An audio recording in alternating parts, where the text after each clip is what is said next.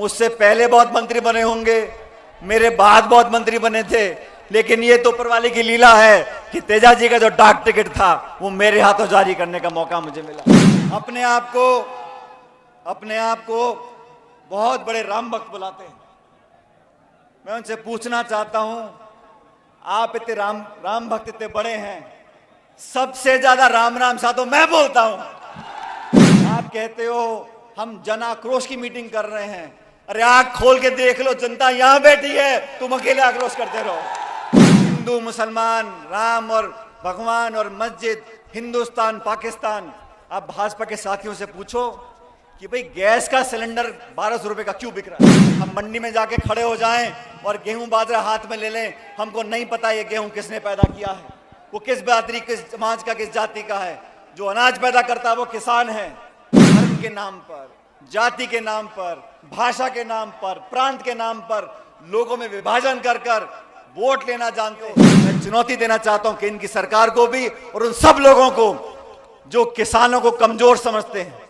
साथियों, भविष्य में आने वाले समय में अगर किसान संगठित हो गया, अगर नौजवान संगठित हो गया, हर वो ताकत जो तोड़ना जानती है, हर वो ताकत जो अफवाह फैलाना जानती है, हर वो ताकत जो सत्ता में झूठ बोलकर काबिज होना चाहती है, उस ताकत को हराने का दम हम लोग रखते हैं। मैं पूछना चाहता हूं नरेंद्र मोदी जी से, मैं पूछना चाहता हूं दिल्ली की सरकार से, आपने किस किसान की आमदनी दुगनी करी है? इन्होंने महीनों तक, साल भर तक धरना दिया दिल्ली की राजधानी में बैठकर और केंद्र की सरकार को मजबूर किया।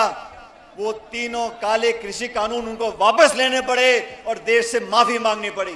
अगर किसान संगठित हो जाता है तो दुनिया की हर ताकत को हमारे सामने झुकना पड़ेगा। आज देश के सामने, प्रदेश के सामने बहुत से गंभीर सवाल उठे। आप जानते हो इस देश में 2/3 आबादी जमीन पर, कृषि पर निर्भर है और किसानों की व्यवस्था को बेहतर बनाने का वादा बीजेपी ने केंद्र में सरकार बनाने से पहले किया था। आज लगभग 8.5 साल पूरे हो गए भाजपा की सरकार दिल्ली में बनी है और किसान के जो हालात हुए हैं, ये वो सरकार है जिसने सरकार बनने से पहले कहा था कि हम किसान की आमदनी दुगनी करेंगे। मैं पूछना चाहता हूं नरेंद्र मोदी जी से, मैं पूछना चाहता हूं दिल्ली की सरकार से, आपने किस किसान की आमदनी दुगनी करी है? आज किसान परेशान है। आज खाद, बिजली, पानी, सारी कीमतें बढ़ गई, महंगाई आसमान छू रही है। आपने किसान की मदद करने की जगह उस पर प्रहार किया और दिल्ली में 3 ऐसे कानून बनाने की कोशिश करी जिससे किसान की कमर टूट जाती। वो तो धन्य इस देश का किसान जिन्होंने महीनों तक, साल भर तक धरना दिया दिल्ली की राजधानी में बैठकर और केंद्र की सरकार को मजबूर किया। वो तीनों काले कृषि कानून उनको वापस लेने पड़े और देश से माफी मांगनी पड़ी। जब ये कानून बने थे पूरे प्रदेश में हम और आपने मिलकर सभाएं करी थी और केंद्र की सरकार को चुनौती दी थी। अगर किसान संगठित हो जाता है तो दुनिया की हर ताकत को हमारे सामने झुकना पड़ेगा। और किसान सम्मेलन कर कर हमें संदेश देना चाहते हैं कि जो समाज, जो बिरादरी, जो लोग कृषि में किसानी करते हैं उसमें जात पात के बंधन टूट जाते हैं। भाइयों, शांत, मेरी बात सुनो, मैं आपसे निवेदन कर रहा हूं साथियों, शांति से बैठ जाओ। मैं मंच पर बैठा सोच रहा था कि रिश्ते कैसे अपने आप बनते चले जाते हैं। आज सभा के बाद मैं खरनाल में वीर तेजाजी महाराज के मंदिर में आशीर्वाद लेने के लिए, माथा झुकाने के लिए जा रहा हूं और मैं याद कर रहा था आज से 12 साल पहले जब मैं केंद्र की सरकार में मंत्री था, तब मुझे सौभाग्य प्राप्त हुआ कि मैं तेजा जी के नाम पर एक डाक टिकट जारी करूं। खरनाल के मेले में 2010 की बात है शायद, भारत सरकार के माध्यम से मुझे सौभाग्य प्राप्त हुआ। मुझसे पहले बहुत मंत्री बने होंगे, मेरे बाद बहुत मंत्री बने थे, लेकिन ये तो ऊपर वाले की लीला है कि तेजा जी का जो डाक टिकट था वो मेरे हाथों जारी करने का मौका मुझे मिला।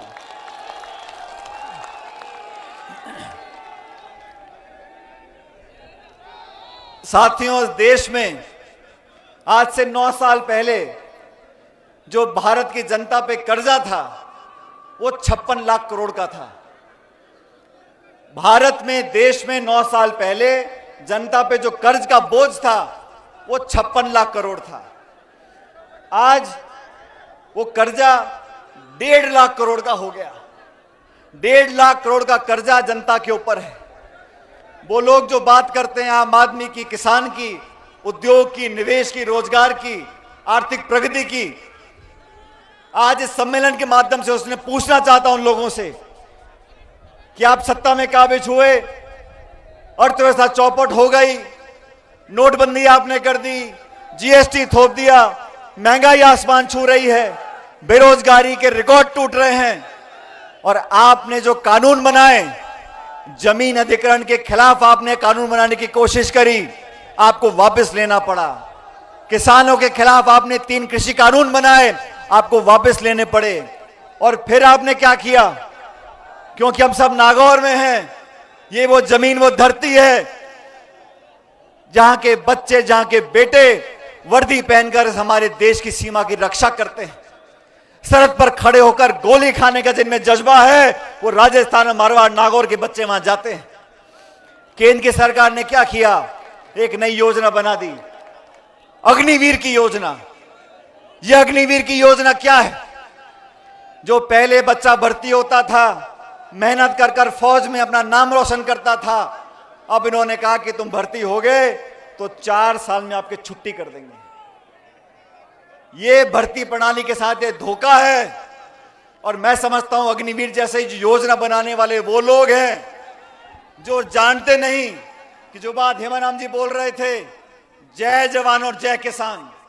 कौन से उद्योगपति के बच्चे जाके फौज में भर्ती होते हैं? किसान का बच्चा जाके फौज में भर्ती होता है। मेहनत करते हैं, सालों तक परिश्रम करते हैं, परीक्षा में पास होते हैं, फिजिकल टेस्ट में पास होते हैं, और फिर जाके वो भर्ती होते हैं। तो केंद्र में बैठे लोगों को ना तो जमीनी हालात का पता है और ना लोगों के जज्बात को उनको मालूम है। धर्म के नाम पर, जाति के नाम पर, भाषा के नाम पर, प्रांत के नाम पर लोगों में विभाजन कर कर वोट लेना जानते हैं। लेकिन हम सब लोग अगर संकल्प लेंगे, मुझे पूरा विश्वास है आने वाले समय में आपका संपूर्ण आशीर्वाद हम लोगों को मिलेगा। आज इस देश में जो हालात बन गए, जो लोग पहले अमीर थे वो इतने अमीर बन गए, और जो लोग गरीब थे वो और गरीब हो गए। जब मनमोहन सिंह जी की सरकार दिल्ली में थी साथियों, 10 साल के कार्यकाल में 14 करोड़ लोगों को गरीबी रेखा से ऊपर उठाया था। 14 करोड़ लोगों को गरीबी रेखा से ऊपर उठाया था। आज के हालात क्या हैं? देश की 10% लोगों के पास, देश के 10% लोगों के पास इस भारत की 2/3 संपत्ति है। 66% संपत्ति इस पूरे भारतवर्ष की 10% लोगों के हाथों में चली गई। इस देश में हवाई अड्डे, रेलवे लाइन, बिजली कंपनी, बीमा कंपनी, जो बड़े पोर्ट थे, खान थे, उन सबको नीलाम करके चंद लोगों के हाथों में दिया जा रहा है। और सबसे ज्यादा चोट किसको लगती है? हमारे किसान कौम को लगती है। और मैं ऐसा मानता हूं साथियों, जाति, बिरादरी, धर्म, भाषा, प्रांत, इन सबको, इस सबके जहर को अगर कोई तोड़ सकता है तो 2 बातें तोड़ सकती हैं। पहली जवानी और दूसरी किसानी। ये देश में, राजस्थान में 70% जनता 35-40 साल से कम है, और जवान की कोई जाति नहीं होती। उसको भविष्य की चिंता है, उसमें देशभक्ति के भाव हैं, वो सबको साथ लेकर चलना चाहता है। और किसान जो धरती माँ का पेट फाड़ कर अनाज पैदा करता है, पूरे देश का पेट पालता है, उसी को जाति नहीं है। हम मंडी में जाके खड़े हो जाएं और गेहूं बाजरा हाथ में ले लें, हमको नहीं पता ये गेहूं किसने पैदा किया है, वो किस बिरादरी, किस समाज का, किस जाति का है। जो अनाज पैदा करता है वो किसान है। इसलिए साथियों, इस जहर को खत्म करने के लिए हम लोगों को एकत्रित होना होगा, संगठित होना होगा। नौजवानों का भविष्य इस देश के लिए बहुत महत्वपूर्ण है और नौजवानों के लिए हमने हमेशा संघर्ष किया है।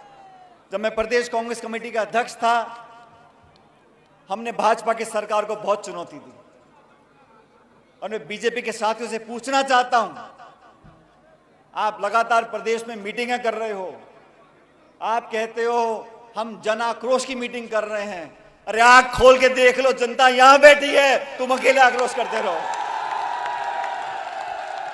ये सब लोग झूठे सपने दिखाकर, पाखंड कर कर, भावना को भड़काकर, मंदिर के नाम पर, मस्जिद के नाम पर, भगवान के नाम पर वोट लेना जानते हैं।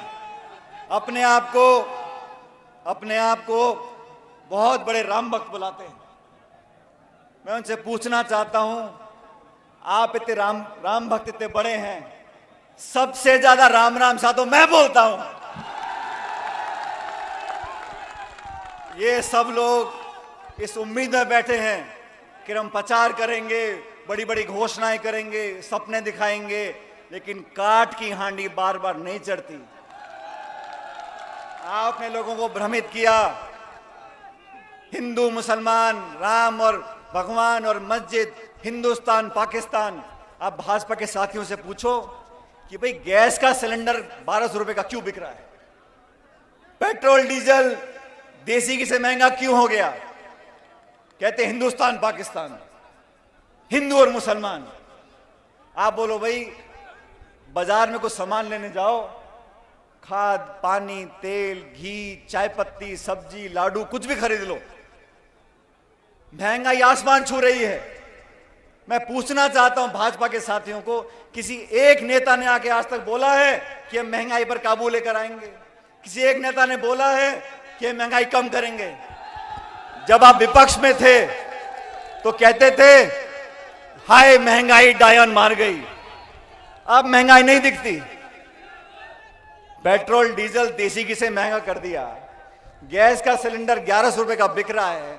राजस्थान में खाद और बीज में ब्लैक होता है, सर्दी में लोग लाइनों में खड़े होते हैं, आप खाद और हमका यूरिया देते नहीं हो, किसान की परवाह आप करते नहीं हो। मैं चुनौती देना चाहता हूं कि इनकी सरकार को भी और उन सब लोगों को जो किसानों को कमजोर समझते हैं।